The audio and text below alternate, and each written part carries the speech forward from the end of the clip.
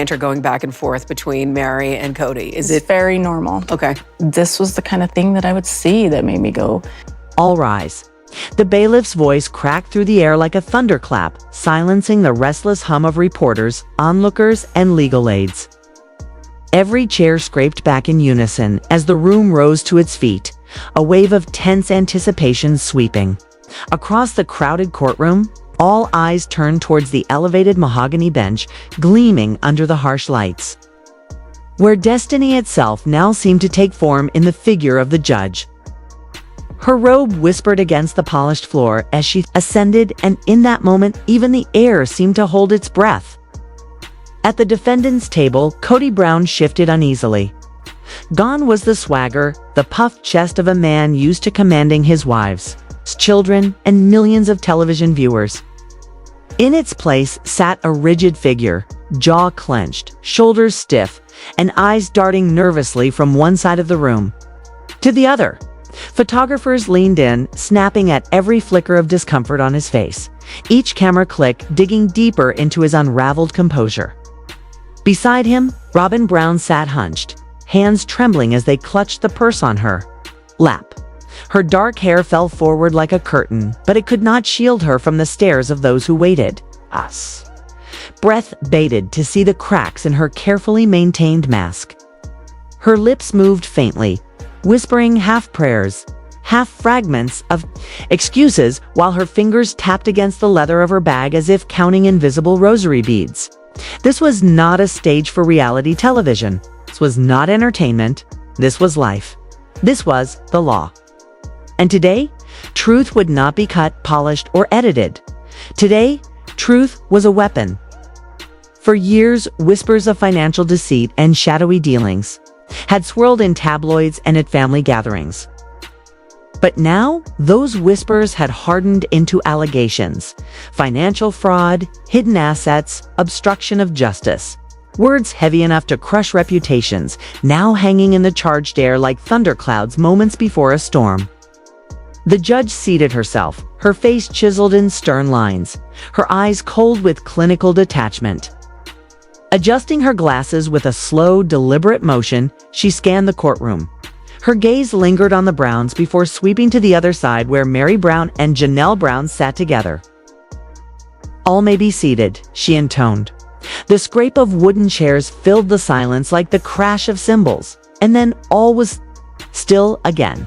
Every cough, every shuffle, every nervous breath seemed deafening in the hush that followed. Cody bent slightly towards Robyn, muttering through clenched teeth, "Keep calm. This is all an act. They've got nothing solid." But even as he spoke, he could not convince himself. His voice quavered, betraying the fear that was already carving deep lines across his face. Across the aisle, Meri sat upright, her posture dignified, her hands folded neatly in her lap. She radiated a quiet strength, born not from defiance, but from endurance, the kind forged after years of betrayal and heartbreak. She no longer needed to react. Silence had become her power. Beside her, Janelle leaned back, arms folded, lips twisting in the faintest smile. Her amusement was subtle but unmistakable. For the first time in decades, they were not the ones on trial. Their eyes met briefly, unspoken understanding passing between them. Justice is finally catching up. The prosecutor rose, a heavy thump, echoing as he dropped binders filled with evidence onto the podium. He cleared his throat and addressed the judge, his voice crisp, precise, and merciless. "Your Honor, we are here today to examine the systematic fraud committed by Mr. Kody Robyn and Mrs. Robyn Brown. Evidence will demonstrate that funds were hidden, counts manipulated, and lawful orders blatantly ignored. This is not hearsay. This is not speculation. This is fact." A ripple of shock coursed through the gallery. Reporters scribbled furiously. Camera shutters snapped like gunfire. Cody's face flushed red with anger. His hand twitched as if ready to slam the table and reclaim the attention he once commanded. But one sharp glance from the judge froze him in place, her stern eyes carrying a silent warning. Outbursts would not be tolerated. "They're twisting everything," He hissed under his breath to Robyn. They don't understand what we've been through. Robyn squeezed his hand tightly, though hers shook violently. Tears pooled in her eyes, threatening to spill, betraying the mask of composure she had always worn so well for the cameras. The judge leaned forward, her chin resting lightly upon folded hands. Her gaze sliced through the room. Mr. Brown, Mrs. Brown, let us be perfectly clear. There are no producers here, no editors, no reality show cameras. Only evidence, testimony, and the law. Do you understand me? Yes, Your Honor, Robyn whispered, voice trembling. Cody gave a rigid nod, but his clenched jaw betrayed his fear. Exhibit A, the prosecutor announced, holding up a sheaf of papers. Bank statements from concealed accounts under Mr. Brown's name.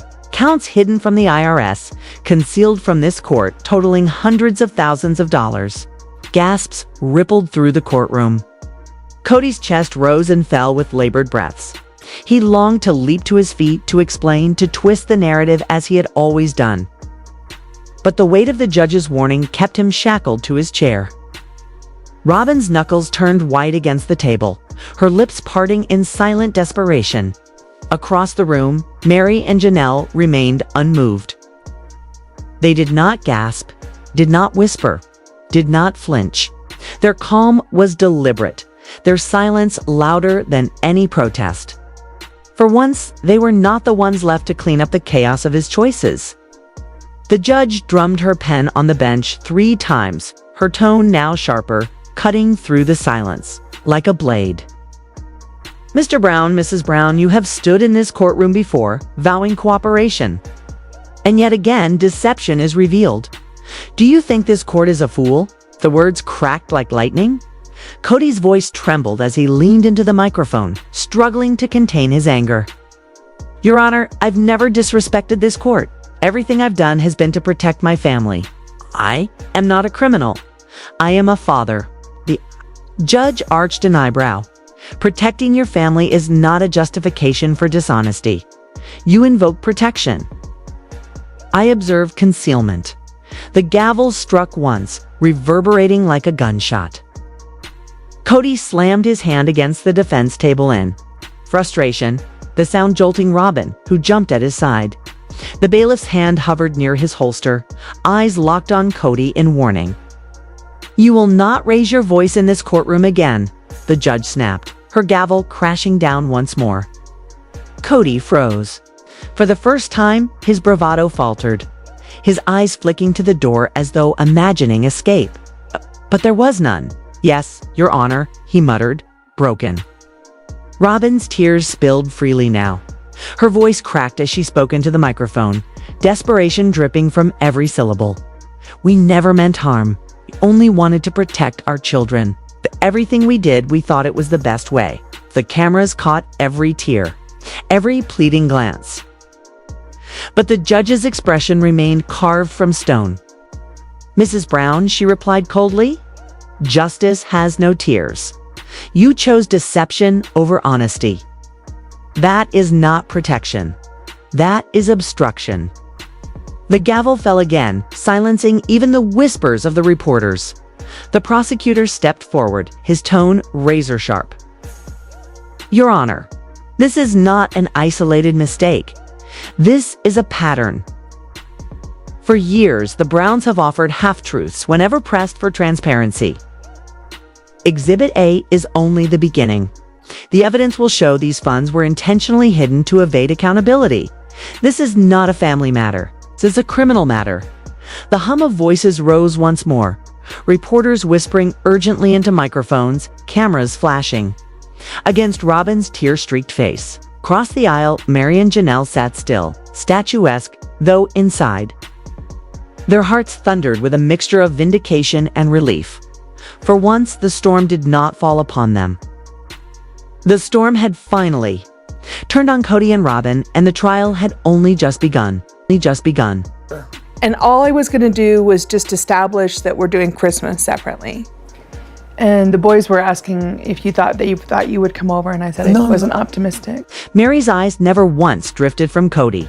For decades, she had endured his excuses, his endless favoritism, his cruel disregard for her heart.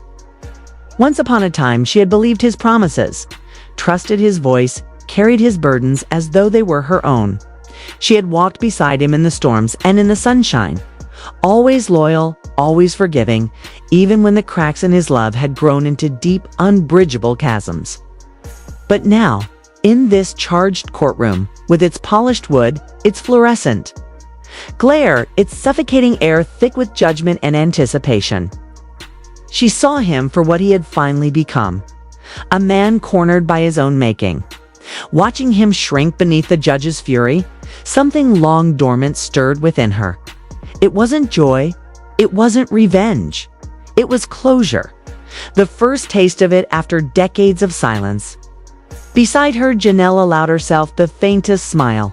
She had broken free earlier, walking away from his hollow leadership and his suffocating grip on her independence. She had chosen freedom over the exhausting cycle of disappointment. And for that, she had carried whispers of guilt until now. To see him sitting there, stripped of his power, ego dissolving in real time under the weight of undeniable truth, it was gratifying in a way she could not deny. She glanced sideways at Meri, and without speaking, their look was a silent pact, a shared acknowledgement of justice. He's finally being held accountable. The gavel fell once more, commanding the chamber into a stillness so sharp it pricked at the air. The judge's voice, sharp and unyielding, cut through the silence like a blade. "Mr. Brown, Mrs. Brown," she declared, every syllable precise and merciless. "This court will not be played. It will not be moved by shouting, nor swayed by tears. The law demands truth, and you have refused it. These are not mistakes. These are deliberate acts of fraud and obstruction.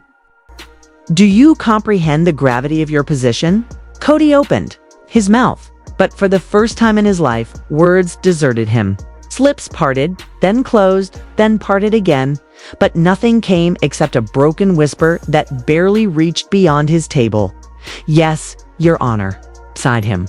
Robyn's hands shook so violently she nearly dropped the tissue clutched in her fingers. Her face was blotched red, streaks of mascara trailing down her cheeks in black rivers. When she spoke, her voice was little more than a trembling plea carried on shallow breaths. "Yes, Your Honor." The judge's gaze, cold and steady, turned back to the prosecution. "Proceed."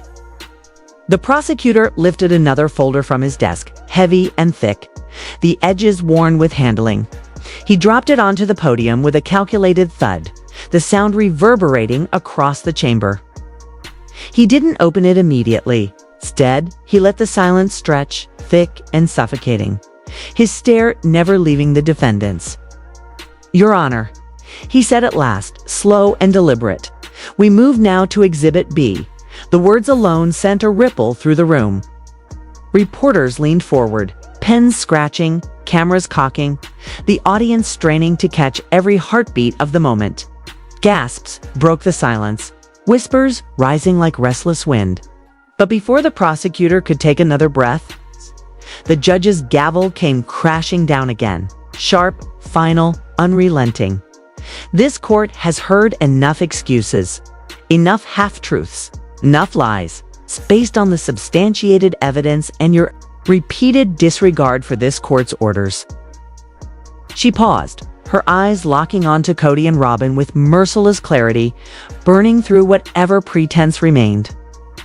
"I am issuing an immediate order for your arrest, both of you."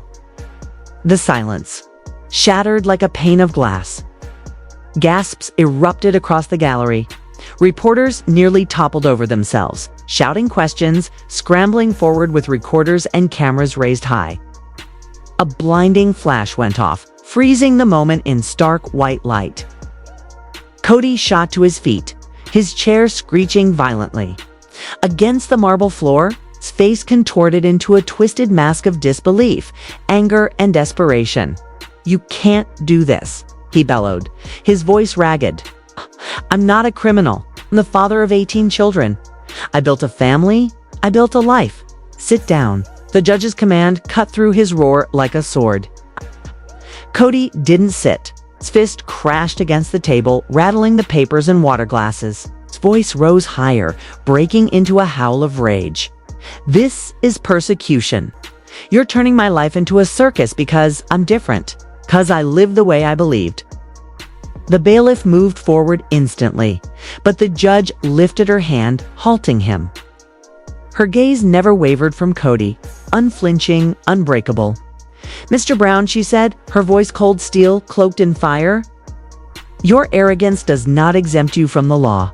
Sit, or you will be forced down." For the first time in years, the bravado drained from Cody's face. His eyes flicked to the officers standing at the door, their hands already resting on their belts.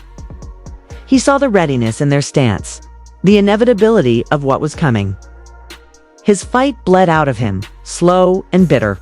He sank back into his chair, his chest heaving, his face flushed crimson with rage.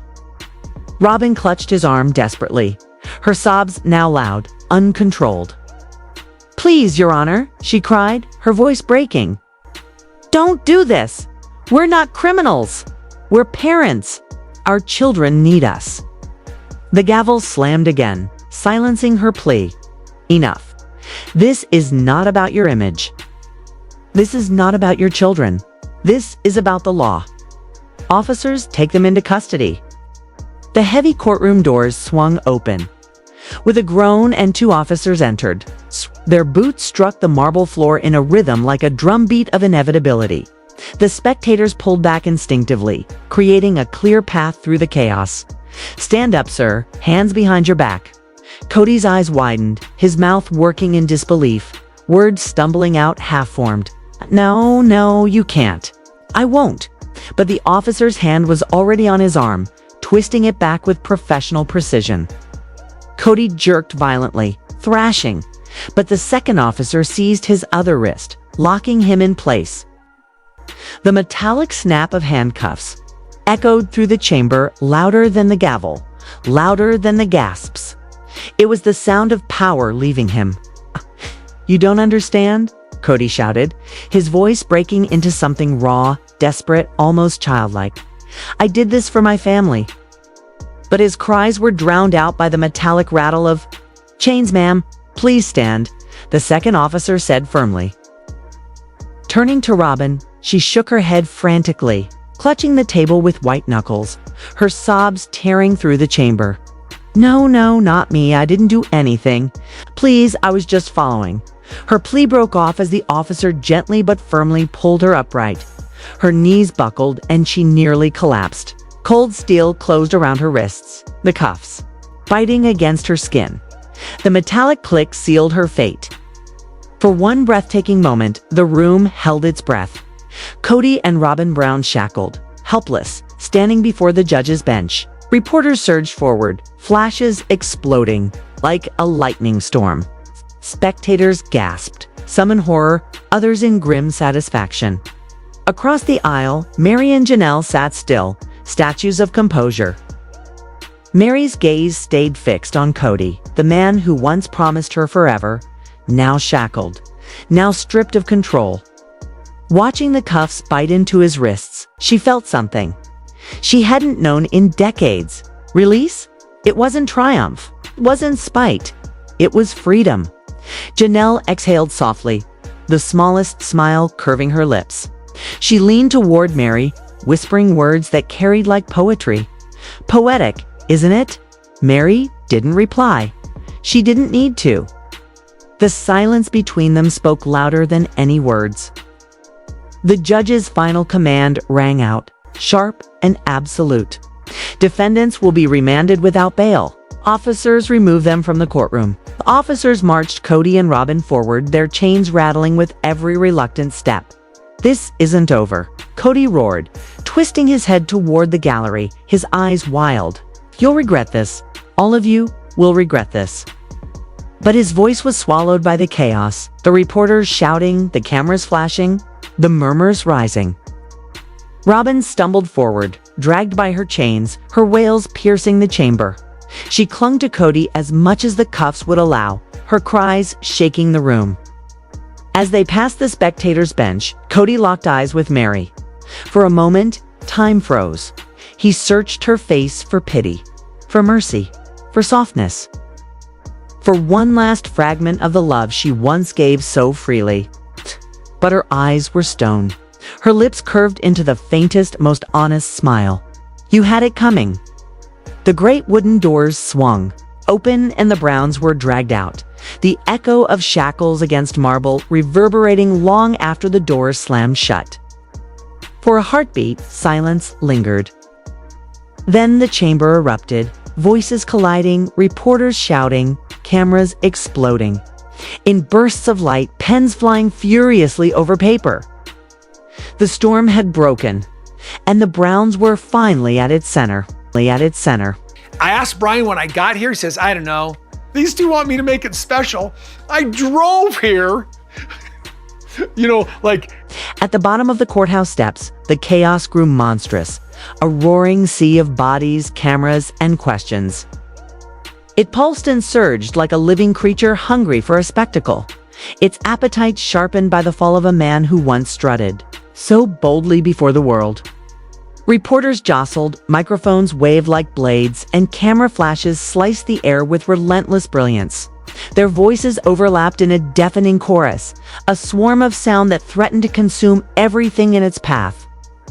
Yet there, in the eye of the storm, two women stood still, Meri and Janelle.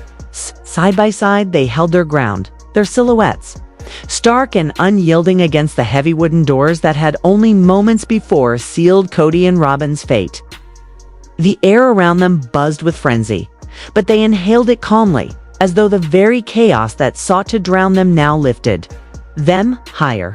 Janelle's lips parted, a whisper escaping like a sigh of finality. It's over. The words drifted upward, fragile yet resonant, carrying the weight of decades into the winter air. To her, this was closure, a door slammed shut, not just on Kody's authority, but on years of compromise, of bending herself to fit the hollow mold he had carved.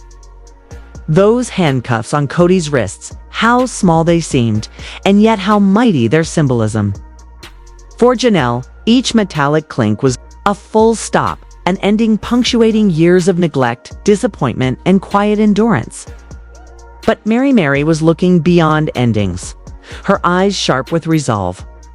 Did not linger on the swarm of reporters or the flashes that burned their images into the world's memory. Instead, her gaze stretched outward, past the storm of scandal, into the wide horizon that shimmered with new possibilities. She shook her head, slow and deliberate, as though dismissing the idea of closure. No, she said, her voice calm yet resonant enough to cut above the clamor, her words rippling through the storm. It's just beginning. The atmosphere shifted instantly. It was as though the very air recoiled, startled by the weight of those words. Reporters froze mid-sentence. Pens hung above paper, and a hush spread through the crowd like a ripple through still water. Bystanders who had moments earlier fed hungrily on scandal now gasped as if struck by something greater than gossip, a truth that pierced through spectacle. Even the relentless clicking of cameras faltered, as though technology itself bowed for a heartbeat to the gravity of Meri's declaration. This was not simply about Kody Brown's arrest, nor was it about Robyn Brown's tear-stained custody. This was about rebirth, about the rise of women who had endured betrayal, neglect, and humiliation in silence for years, and who now stood not as victims, but as victors. The world expected them to crumble under shame or bitterness, but instead they carried themselves. With dignity unbroken, unbent, unafraid, Janelle's eyes turned to Meri, startled by the conviction in her tone. But then she saw at the horizon in Meri's gaze, the vastness of what lay beyond scandal and headlines, and she understood. This was not merely the end of Kody's dominion. This was the birth of their own.